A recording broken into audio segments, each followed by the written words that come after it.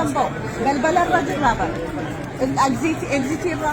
You're not by the one, Tatu. Ayun na. Kamaran dito ka ba? Jerto Oromo. Jerto! Jerto! Haacaaluu wanti inni beekamuun keessaa tokko jirtuudhaan.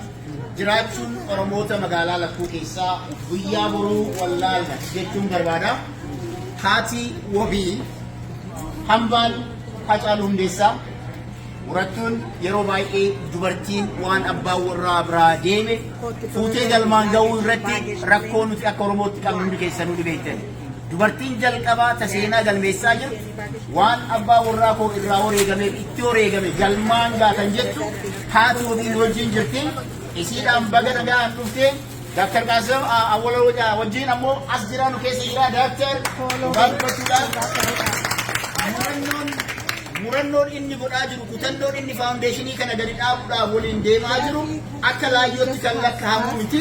Kanaaf Oromoonni magaalaa lakkuu yoo namni muratee yeroo hunda eventii kana iddoo tokkorraa ka'ee iddoo biraatti achirraa ka'ee inni as nu wajjin dhufu Oromoonni magaalaa lakkuu ammoo boru. Guyyaan dhiiraa guyyaa boruuti. Guyyaan Oromummaa ittiin lakkoofnu guyyaa boruuti. Kanaaf guyyaa boruu Oromoonni magaalaa lakkuu keessatti argamtanii fi naannawa kanatti argamtan boru sa'aatii meeqarratti? Sa'a meeqatti? Sa'a 12 irratti sagantaan keenya sagantaa harkifatu miti.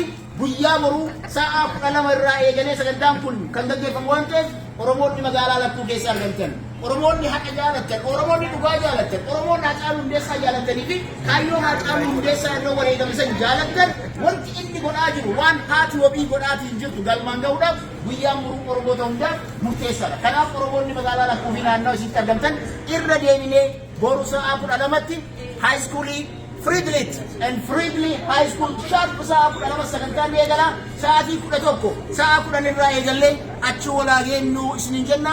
Hedduu ulfaadhaa Oromiyaa 11 nuuf jiraadhaa sagalee kana hawaasa Oromoo biraan ga'uudhaaf kabajaa olaanaa qabdanii hidhannee jiraadhaaf kana suuraa hinan wanti hundumti keessan warra dhuftan yeroo tokko gamana koottaatii suuraa yaadannoo iddoo kanatti warri tishartii uffate koottaa sun booda warri aadaa uffate warri tishartii jedhan kaaduu isaatii ajaja fudhadhee